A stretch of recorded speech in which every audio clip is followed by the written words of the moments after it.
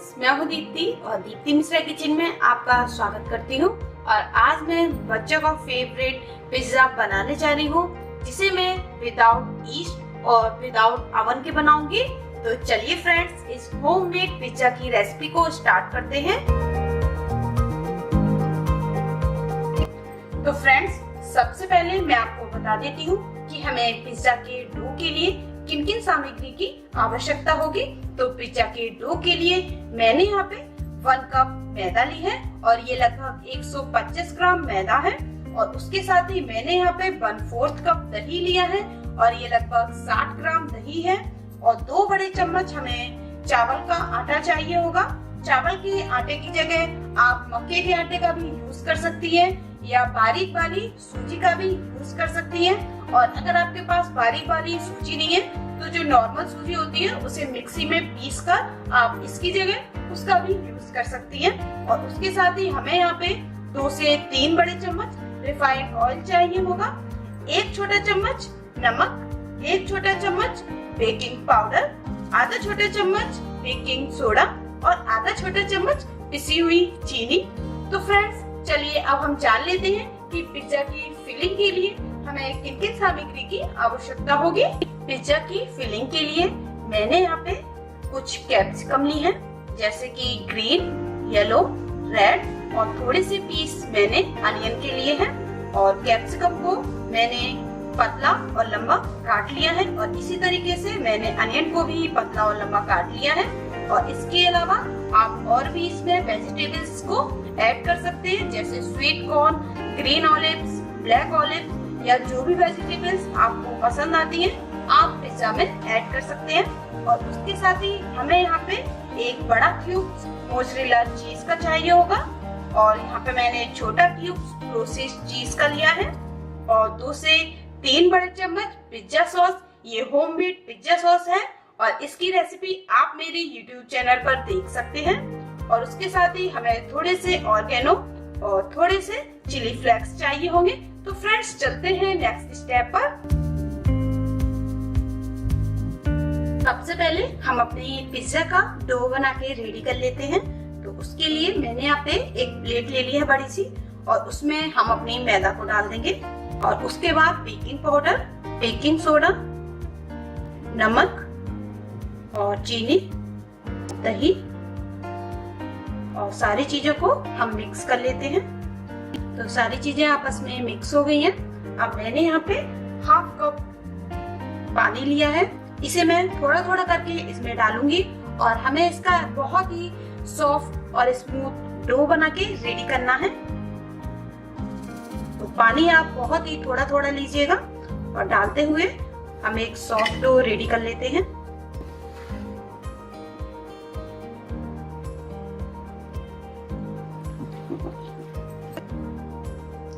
तो देखिए, मैंने 1/2 कप पानी में बहुत ही थोड़ा सा पानी को यूज करके डो को रेडी कर लिया है।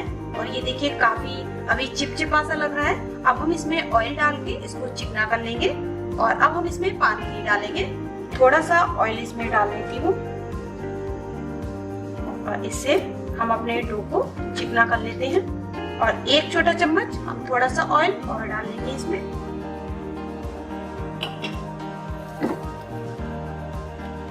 तो देखिए, इस तरीके से हम अपने डो को चिकना कर लेंगे।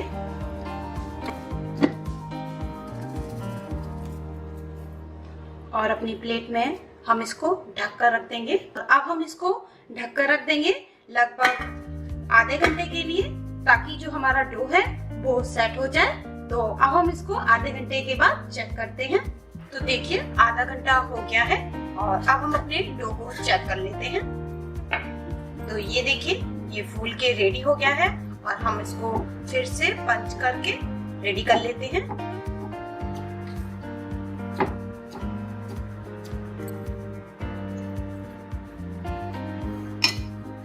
और फिर से हम इसको स्मूथ कर लेते हैं।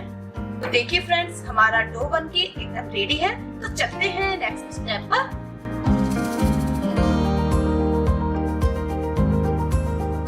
पिज्जा को रेडी करने से पहले हम अपने बर्तन को प्रीहीट करके रेडी कर लेंगे, जिसमें हमें अपने पिज्जा को बेक करना है तो मैं यहाँ पे पिज्जा को एक भगोने में बना रही हूँ, और आप चाहो तो उसे कढ़ाई में या प्रेशर कुकर में भी बना सकती हैं। तो मैं यहाँ पे प्रीहीट करने के लिए भगोने को रेडी कर लिया है, और उसकी तली पे मैंने यहाँ पे ये नमक फैला दिया है। और अब हम गैस का फ्लेम ऑन कर लेते हैं। अभी हमें गैस का फ्लेम बिल्कुल लो ही रखना होगा, और इसके बाद मैं इसमें एक छोटा सा स्टैंड रख देती हूँ, और इसको मैं ढक देती हूँ। तो चलिए अब हम अपने पिज्जा को भी बना के रेडी कर लेते हैं। उसके बाद हम अपने डो को बेल के रेडी कर लेते हैं। तो उसके लिए जो हमने डस्ट करने के लिए ये चावल का आटा लिया था, तो मैं इसको डालते हुए इस पे डस्ट करते हुए हम अपने डो को बेल के रेडी कर लेते हैं।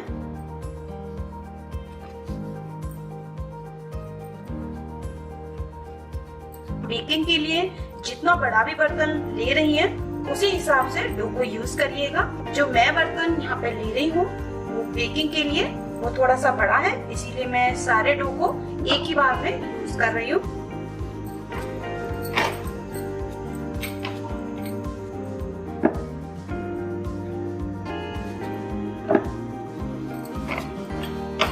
तो देखिए मैंने पिज्जा के बेस को बेल के रेडी कर लिया है, और आप इसको उसी साइज का बेलिएगा जिस साइज का आपका बेकिंग ट्रे हो। तो ये देखिए मैं यहाँ पे स्टील की प्लेट का यूज कर रही हूँ, और इसी के हिसाब से मैंने इसको इतना बड़ा बेल के रेडी कर लिया है।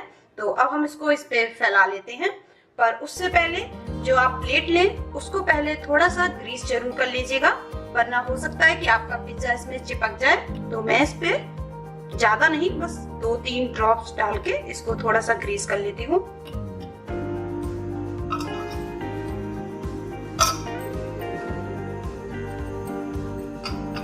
तो देखिए मैंने इसको ग्रीस करके रेडी कर लिया है। तो अब हम इसमें अपना पिज्जा का बेस लगा लेते हैं।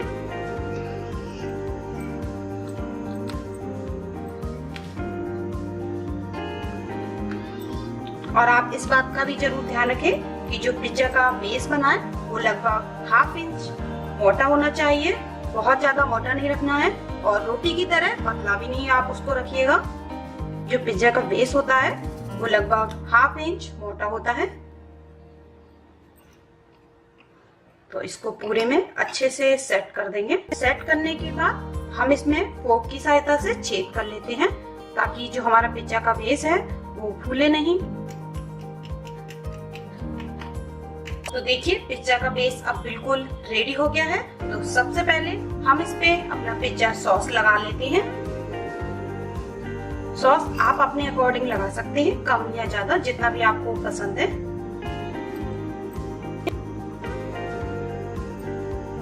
और उसके बाद हम इस पे चीज डाल देते हैं। चीज को मैंने पहले ही ग्रेट कर लिया है, ये मोज़रेला चीज है। इसको भी आप अपने टेस्ट के अकॉर्डिंग डाल सकते हैं। वैसे बच्चों को चीज वैसे ही बहुत पसंद आती है, तो इसलिए चीज मैं थोड़ी सी ज्यादा ही डाल लेती हूँ। और थोड़ी सी ये प्रोसेस्ड चीज है, इसे भी मैंने ग्रेट कर लिया है, तो इसको भी मैं थोड़ा सा फैला लेती हूँ इस पे। और उसके बाद हम इसमें अपनी वेजिटेबल्स को लगा लेते हैं।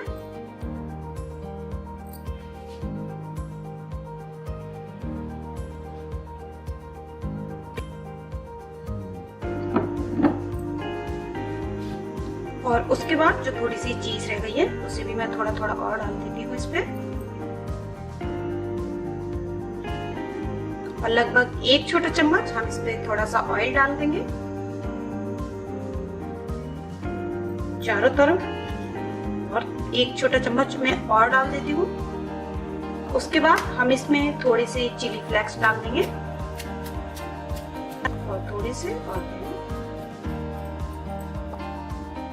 तो देखिए अब हमारा पिज्जा बेक होने के लिए एकदम रेडी है। तो चलिए इसको हम बेक करने के लिए रख देते हैं। तो देखिए हमने अपने जो भगोने को प्रीहीट होने के लिए रखा था, अब ये काफी अच्छे से गर्म हो गया है, और इसमें हम अपने पिज्जा को बेक करने के लिए रख देते हैं।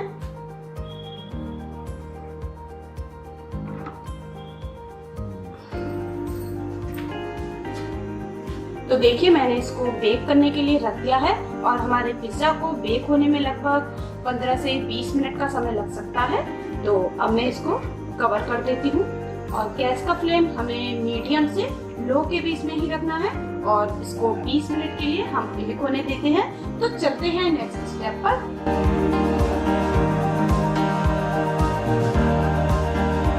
तो फ्रेंड्स 20 मिनट हो गए हैं और अब हम अपने पिज्जा को चेक कर लेते हैं। तो मैं इसको खोल लेती हूँ। तो फ्रेंड्स जैसा कि आप लोग देख ही सकते हैं कि इसकी ये जो किनारी है इसने कलर चेंज कर लिया है और ये काफी अच्छे से पक गया है। फिर भी आपके पास जो नाइफ हो आप उससे इस तरीके से किनारे पे डाल के चेक कर सकते हैं। ये देखिए इसने किनारी भी छोड़ दी अच्छे से और हमारा पिज्जा काफी अच्छे से पक गया है। तो मैं इसको बाहर निकाल लेती हूँ और गैस का फ्लेम बंद कर देते हैं।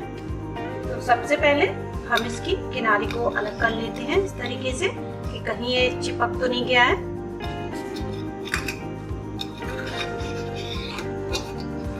तो ये देखिए कितने आराम से अलग हो गया है किनारे से। और अब हम इसको एक अलग प्लेट में निकाल लेते हैं। तो देखिए मैंने इसको चॉपिंग बोर्ड पे रख लिया है और अब मैं इसको काट के दिखा देती हूँ आपको।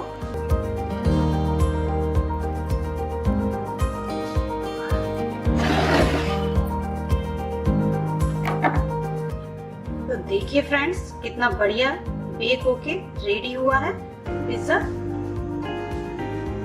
ये देखिए नीचे से भी कितना बढ़िया क्रिस्पी बना है। और सर्व करने के लिए आप इस पे इटालियन सीजनिंग का यूज कर सकती हैं।